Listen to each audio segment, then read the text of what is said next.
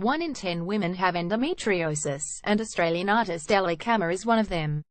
The disease sucks, Kammer told HuffPost Australia. 1 in 10 women have it, it causes infertility in around 50% of cases, it's chronic, incurable, and the average time women have to suffer before getting a diagnosis in Australia is about 10 years. That's a hell of a long time to be told nothing's wrong with you by doctor after doctor, or that it's simply period pain or all in your head. It's exhausting, isolating and maddening, and it's a direct result of the general ignorance surrounding the disease. This ignorance is just one of the reasons Kammer has decided to make endometriosis the focus of her breathtaking artworks, and also why she recently painted a portrait of Girls creator and fellow endometriosis awareness advocate Lena Dunham. In other words, to get the word out. It's important to me to raise awareness for endometriosis, Kammer said. I hope that my images also make people feel powerful.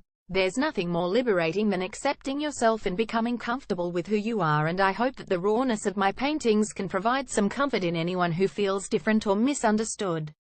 Kammer's portrait of Dunham is portrayed on the actor's Instagram account. Of her collaboration with Dunham, Kammer said she reached out the actor once she discovered Dunham was also a passionate advocate for endometriosis awareness. For a while I watched her career and fame evolve, and I noticed that she has no qualms about stating what it is that she believes in and fighting for it. She owns her body and she never ever apologizes for being who she is, which is a quality I think a lot of people strive for, but it is really hard to achieve, Kammer said. I asked Lena if she would allow me to create a portrait of her, and she very politely responded and told me she'd be honored. We agreed on an image and style and what the portrait would represent, and when the portrait was finished, to my delight, she shared it on her Instagram account with a very sweet message. I wanted to portray her as I see her, completely unapologetic, raw and open. Raw is a word often used to describe Kammer's work, which Kammer has admitted to being deliberately uncomfortable to look at. They're so confronting that you have to contemplate what it is about the paintings that makes you feel disarmed, she told Metro UK. It makes you raise questions with yourself like, why am I uncomfortable with this, why do I love it, why do I hate it? That internal dialogue is really special even if the painting is disliked. Her most recent body of work, Nescience 20,162,017, focuses on women and health, and the art of bringing often invisible symptoms to the fore. My last body of work was made up of mostly large-scale oil paintings featuring women in ordinary poses proudly and comfortably wearing their internal damage externally, Kammer told HuffPost Australia. I'm inspired by my own struggles with endometriosis and adenomyosis, but I think the paintings tell a bigger story about self-acceptance in the face of physical changes that can't be helped. I tend to mess up the flesh a bit, sometimes I paint with a dirty brush. I think it helps bring the figures to life. After all, we humans aren't these perfect, glittery, superficial shells. We're messy and layered and individual.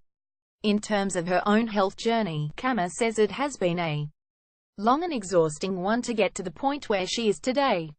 I was diagnosed with endometriosis in December 2015 via laparoscopy, she said. I struggled hard to accept the reality I was faced with. At age 24 I wasn't ready to hear I had an incurable disease with such invasive and exhausting treatment options. A post shared by Ellie Kammer at Ellie Kammer on August 10, 2017 at 5:48 p.m. PDT. I hated that there was such limited information about the disease available too. I like the power of education, but I was really struggling to find reliable or consistent information about what the disease is and especially how to best manage it.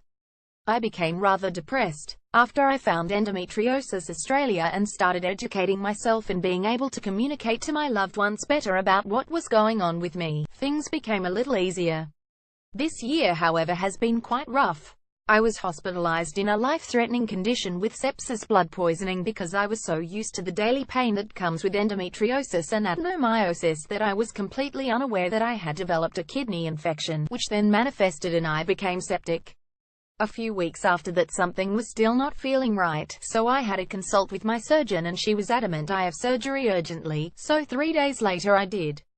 As well as having my endometriosis, which was everywhere, cut out, I had dilation and curettage. My urethra was inflated to prevent future infections. A Mirena was inserted to suppress symptoms and I was diagnosed with adenomyosis.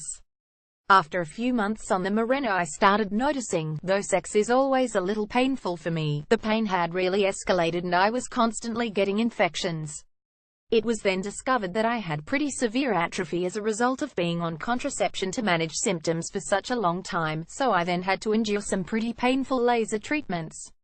Thankfully sex is a pleasure again and I have just one infection which seems to be dying down. In terms of what's next for the 26-year-old, she plans to auction off the Lena Dunham portrait in November and donate 100% of the profits to Endometriosis Australia, with details coming soon on her website. She has also launched a possible campaign to seek funds so she may work full-time as an artist for the next 12 months, this time focusing on a body of work surrounding chronic illness and relationships. Maureen endometriosis live no 2 women not where women suggest a correction.